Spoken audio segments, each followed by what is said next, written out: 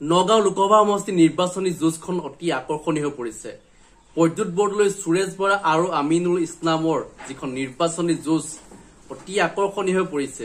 আপোনালোকে জানে যে সুৰেশ বৰাৰ শুওঁতো খাওঁতো বহুতো 50 লাখ টকা সোমায়। এইটো মই কোৱা কথা নহয়, তেখেতে কৈছিলে যে শুওঁতে বহুতে 50 লাখ টকা সোমায়। তেখেত এজন কোটিপতি মানুহ, কিন্তু এইগৰাকী কোটিপতি মানুহে ইতিমধ্যে আলিকুলি ঘৰত ভূত ভিক্ষা কৰিবলগা হৈছে। আপোনালোকে জানে যে আলি ঘৰত গলে টুপি লগাবলগা হৈছে, কুলি ঘৰত যাওঁতে চাহপাত তুলিব লগা হৈছে একেলগে। গতিকে এই আলিকুলিয়ে এইবাৰ নিৰ্ধাৰণ কৰিব আচলতে কাক জয়ী কৰাব। বৈদ্যুৎ বৰদলৈক জয়ী কৰাব নে সুৰেশ বৰাক জয়ী কৰাব নে আমিনুল ইছলামক জয়ী কৰাব। ইতিমধ্যে আপোনালোকে জানে যে সুৰেশ বৰাৰ কেৰিয়াৰৰ এইটো চতুৰ্থটো নিৰ্বাচন, তিনিটাকৈ নিৰ্বাচনত বেয়াকে হাৰিছে। এইটো চতুৰ্থটো নিৰ্বাচন। গতিকে এই চতুৰ্থটো নিৰ্বাচনত কি হয় আচলতে সুৰেশ বৰাৰ থাকিব কেনে কেৰিয়াৰটো, নে তেখেতে ৱাৰ্ড মেম্বাৰ খেলিলেও হাৰিব নেকি, এনেকুৱা এটা প্ৰশ্ন উত্থাপন হৈছে। এইটো মই কোৱা কথা নহয়, এইটো নগাঁও সমষ্টিৰ যিসকল কংগ্ৰেছ কৰ্মী হওক বা সাধাৰণ জনতাই হওক তেওঁলোকে কোৱা কথা। তেওঁলোকে যিখিনি মন্তব্য আজি আগবঢ়াইছে সেই মন্তব্যখিনি আপোনালোকক শুনাম, কাৰণ সুৰেশ বৰাৰ ক্ষেত্ৰত বহুখিনি অভিযোগ আছে। যিমধ্যে আপোনালোকে যিখিনি কথা গম পাইছে যে AIDF আৰু বিজেপি একেলগ হৈ আছে, আৰু এই ক্ষেত্ৰত যিসকল নগাঁৱৰ কৰ্মী আছে বা যিসকল নেতা আছে তেওঁলোকে কি কৈছে আজি মই আপোনালোকক শুনাব বিচাৰিছো। এতিয়া আমাৰ এই কংগ্ৰেছৰ দলৰ এই কথাটোৱে মানে অলপ বেয়া লাগে, তেওঁলোকে কথা শুনিবলৈ নিবিচাৰে। আমি ইমান সকল মানুহ আছোঁ, আমি তেওঁলোকৰ কথাত কোনো জাঙু খাই উঠা নাই, তেওঁলোকে কথা শুনিবলৈ নিবিচাৰে, এইটো তেওঁলোকৰ পৰম্পৰা। এতিয়া আমাৰ এই ভস্মাসুৰ বুলি কোৱা এজন সদস্যই, মাননীয় সদস্যই আমাক এটা দিলে যে আমি মাইনৰিটি মানুহখিনি আমি ৰঘুমলা বুলি কৈছে। ক'ব দিয়ক। তেখেতে কৈছে যে আমি মাইনৰিটি মানুহখিনি কলম দিয়া গছ, তেওঁলোকে আমাক কলম দিয়া গছ দৰে জীয়াই ৰাখিছিল। এতিয়া আমাক বিজেপিয়ে কলম দিয়া গছ এখানে আমাক শিপা গজা গছ কৰি ৰাখিছে, কাৰণ আমি তেওঁলোকক ভোট দিয়া নাই। তেওঁলোকে আমাক আঁচনি দিছে। আমি যদি লাগে আমি প্ৰমাণ দিব পাৰিম। প্ৰত্যেকজন মাইনৰিটি মানুহৰ ঘৰে ঘৰে ঘৰ পাইছে, অৰুণোদয় পাইছে, মই নিজে তাৰ উপভোক্তা। গতিকে এতিয়া তেখেতে কৈছে ভস্মাসুৰ তেওঁলোক নিজেই। তেওঁলোকে কংগ্ৰেছক খাপোটা মাৰি ধৰি ডিঙিটো এনেকৈ মোচাৰি মাৰি আছিল। এতিয়া কংগ্ৰেছে আমাৰ মাইনৰিটি মানুহখিনি বুজি পাইছে যে কংগ্ৰেছে আমাক মৰম কৰে, কিন্তু মৰম নকৰে, তেওঁলোকে টিপা মাৰি ধৰে। গতিকে মোৰ এটা তেজ আছে, মই বিপ্লৱী নেতা। এতিয়া আমি বিপ্লৱী কৰি লাভ নাই, এতিয়া আমি উন্নয়ন কৰিব লাগিব। আমি কাক লৈ উন্নয়ন কৰিম? অসমৰ ৰাইজক লৈ উন্নয়ন কৰিম। আৰু সেই অসমৰ উন্নয়নৰ আমাৰ চিৰিডাল ক'ত? মাননীয় হিমন্ত বিশ্ব শৰ্মা আৰু নৰেন্দ্ৰ মোদী। এতিয়া আমাৰ আলিসকল, আমাৰ মুছলমান ভাইসকল ওলাই অহাৰ কাৰণে তেওঁলোকে ইমান ডাঙৰ খাইছে কিয়? তেওঁলোকে কংগ্ৰেছৰ কৰ্মীসকলে যি লাজ পাব লাগে বুলি কৈ আছে আমাৰ সংখ্যালঘু ৰাইজক, আচলতে ইতিমধ্যে সংখ্যালঘু অঞ্চলৰ ৰাইজে লাজ পাইছে। সংখ্যালঘু অঞ্চলৰ ৰাইজে 70 বছৰে কংগ্ৰেছক ভোট দি পেলাই লাজ পাই পেলাই এইবাৰ বিজেপিক ভোট দিব আহিছে। আমাৰ বিজেপিক সংখ্যালঘু ৰাইজে ভোট দিয়া নাই, সেইকাৰণে আমি নালাগে বুলি কৈছোঁ।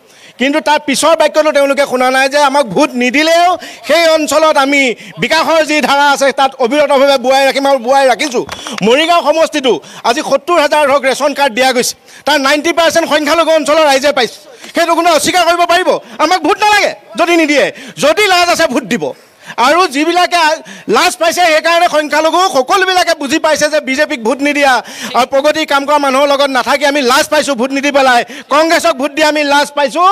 আজি কংগ্ৰেছৰ নেতা পালি নেতাৰ মানুহবিলাক চব মন্ত্ৰী MLA হৈছে, ডক্টৰ ইঞ্জিনিয়াৰ হৈছে, আসিফ নজৰহঁতকে ধৰি। কিন্তু সংখ্যালঘু ৰাইজ আজি 70 বছৰে বিলাহী বেঙেনা বেপাৰী হৈ আছে, কোনো উন্নতিৰ পথ দেখা নাই। 70 বছৰে কংগ্ৰেছ চৰকাৰে একো নকৰিলে, তেওঁলোকৰ দাবী। 70 বছৰত কৰিব নোৱাৰা কাম বৰ্তমানৰ প্ৰধানমন্ত্ৰী মাননীয় নৰেন্দ্ৰ মোদী ডাঙৰীয়াই কৰি দেখুৱালে বুলি কৈ আছে। 2014 চনলৈ 56 লাখ কোটি টকা ধাৰ আছিল, বৰ্তমান সময়ত 205 লাখ কোটিলৈ উন্নতি কৰিলে ধাৰ। এইটো হ'ল তেওঁলোকৰ উন্নয়ন। তেওঁলোকৰ এনেকুৱা উন্নয়ন, ব্ৰহ্মপুত্ৰৰ দুই পাৰে highway express, invisible highway express গঠন হ'ল। আমি সকলোৱে ইনভিজিবল হাইৱে দেখিলোঁ। এতিয়া তেওঁলোকে কৈ আছে 400টা চিট পাব। এই 400টা চিটৰ ভিতৰত কেইজন মুছলমানক কেণ্ডিডেট কৰিলে? মই তেওঁলোকক সুধিছোঁ যিসকলে এই কথাটো কৈ আছে যে মাইনৰিটিৰ উন্নয়ন কৰিছে, কেইজনক কৰিলে? আৰু দ্বিতীয় কথা, পৰিয়ালতন্ত্ৰৰ কথা কৈ আছে। কাৰোবাৰ কোনোবা এজন শিক্ষকৰ ল'ৰা শিক্ষক হ'ব বিচৰাটো কিবা অপৰাধ নেকি? কোনোবা এজন চাকৰিয়ালৰ ল'ৰা চাকৰিয়াল হোৱাটো কিবা অপৰাধ নেকি? আজি মই এটা কথা কওঁ, আমাৰ ভাগৱতী ডাঙৰীয়াই সেইটো কথা কৈছে। আপোনাৰ দেউতাই জিলা বিজেপিৰ সভাপতি আছিল, আপুনিও আকৌ সেই দলতে অহা নাই জানো? তেতিয়া আপোনাৰ পৰিয়ালৰ পৰা আপুনি আহিব পাৰে, কিন্তু আপোনাৰ পৰিয়ালৰ পৰা আপুনি আহিব পাৰে, বেলেগৰ পৰা আহিব নোৱাৰে। সেই তেনেকুৱা ধৰণৰ কথা কিছুমান হয়। আপোনালোকে আদৰ্শটো সলাই দিছে, আদৰ্শ সলাইছে। যোগ্যতাৰ কথা আছে, মই এইটো কোৱা নাই আমিনুল, আপোনাৰ যোগ্যতা আছে, আপুনি প্ৰতিনিধি হৈছে, দলত দায়িত্ব পাওক, এইটো শুভেচ্ছা থাকিব। কিন্তু ছোনিয়া গান্ধীৰ গৰ্ভত ৰাজীৱ গান্ধীৰ ঔৰসত জন্ম হোৱাৰ লগে লগে কনফাৰ্ম হৈ গৈছে যে ৰাহুল গান্ধী এদিন কংগ্ৰেছৰ সভাপতি হ'ব। আৰু মই বিষ্ণু ভাগৱতী বাবুৰাম কলিতাৰ ঔৰসত জন্ম হয়তো কনফাৰ্ম হোৱা নাই যে মই বিজেপিৰ সভাপতি হ'ম, আজিলৈ হোৱা নাই। সেইটো হ'ল পাৰ্থক্য, সেইটো হ'ল ডাইনেষ্টি। নজৰুল ইছলামৰ পুতেক যেনেকৈ আসিফ নজাৰ কনফাৰ্ম হৈ আছে, তাত থকা লাহৰীঘাটৰ কংগ্ৰেছৰ কৰ্মীয়ে কোনেও MLA হোৱাৰ সাহস দেখুৱাব নোৱাৰে, তাত সুবিধা নাপায়। ইয়াতে তৰুণ গগৈৰ পুতেক গৌৰৱ গগৈ হ'ব বিচাৰিছে, হৈছে, সেইটো ক'তো বেলেগ আপোনালোকে কিন্তু সুবিধা পোৱা নাই। সেইটো হ'ল আপোনালোকৰ আমাৰ মাজত পাৰ্থক্য। আমাৰ তাত যোগ্যতাৰ উত্তৰণ হ'লে ভাৰতীয় জনতা পাৰ্টীৰ সুবিধা পাবই। ভাৰতীয় জনতা পাৰ্টী কওক, অমিত শ্বাহৰ পিতেক আজি BCCৰ তেওঁ কি যোগ্যতাত তেওঁ হ'ল, সেই কথাটো তেওঁলোকে কওক। আজি মই কওঁ 1885 চনত কংগ্ৰেছ দলৰ জন্ম হৈছিলে। 1885 চনত কংগ্ৰেছ দলৰ জন্ম হৈছিলে। প্ৰথম সভাপতি আছিলে ভাষিক সংখ্যালঘুৰ উমেশ চন্দ্ৰ বেনাৰ্জী ডাঙৰীয়া।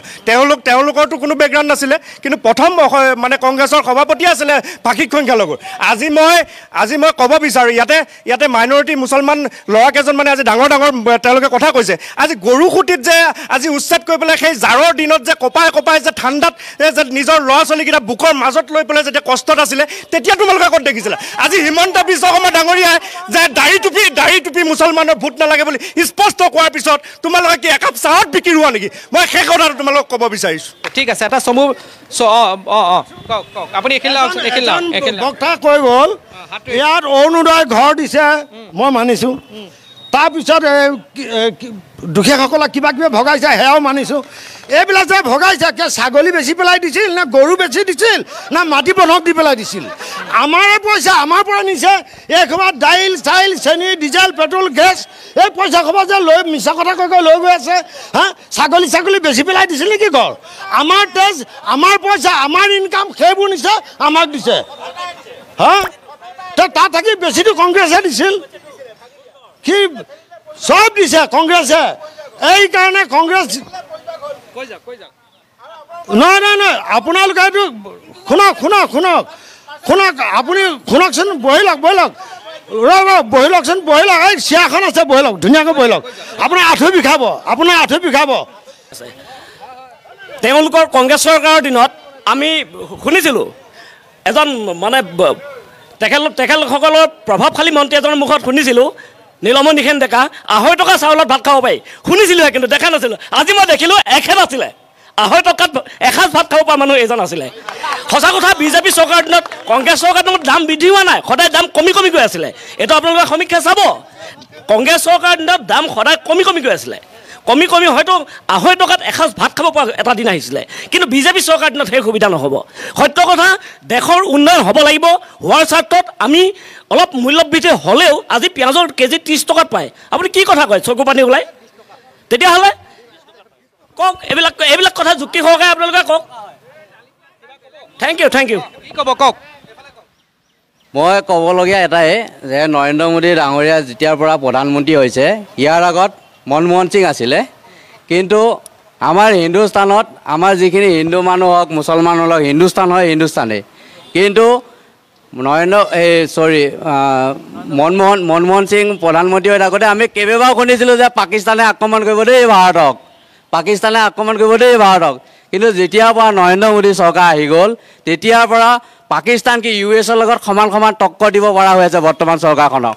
কিন্তু এটা কথা যে এই চৰকাৰখন চবকে সমানে চাই আৰু সমানে প্ৰত্যুত্তৰ দিবলৈ চৰকাৰখনে সাজু আছে আৰু আমাৰ অৰ্থনীতি আমাৰ সামাজিক গোটেইখিনি উন্নত হৈছে এতিয়া আমাক কোনো এখন বেলেগ দেশে আমাক আক্ৰমণ কৰিবলৈ নোৱাৰে আমি সদায় শক্তিশালী হৈ গৈছোঁ ঠিক আছে বিজেপিৰ দিনত দেশ শক্তিশালী হৈছে মই ইয়াৰ পিছতে আপোনাৰ তালৈ গৈ আছোঁ বিজেপিৰ দিনত দেশ শক্তিশালী হোৱা নাই মানুহ দুভাগ কৰিছে দুটা দুনিয়া বনাইছে এটা কম সংখ্যক দুনিয়া আৰু এটা বেছি সংখ্যক দুনিয়া যেনে আপুনি ডাইৰেক্ট আমাক বিজেপিয়ে চাচা মামা কৈ আছে ডাইৰেক্ট কৈ আছে কিন্তু তলে তলে যায় বদৰুদ্দিন হুজুৰৰ লগত যায় তাত যায় মিলি আমাৰ ভোট মাইনৰিটি ভোট মই বিশেষকৈ ক'ব বিচাৰিছোঁ মাইনৰিটি নেতা এজন আহিছে বিজেপি যে তলে তলে যায় বদৰুদ্দিন আজমল হুজুৰৰ তাত যায় আমাৰ হিমন্ত ছাৰে যাই পেলাই তেওঁক সেইফালে মৰমটো বেছি কৰি আছে ভোটটো ডাইভাৰ্ট কৰি ইউটিউবত লৈ আছে কিন্তু এইফালে ডাইৰেক্ট আমাক চাচা মামা মোৰ এটা প্ৰশ্ন যে আপোনালোকে কংগ্ৰেছে আলিকুলিৰ ৰাজনীতি কৰিলে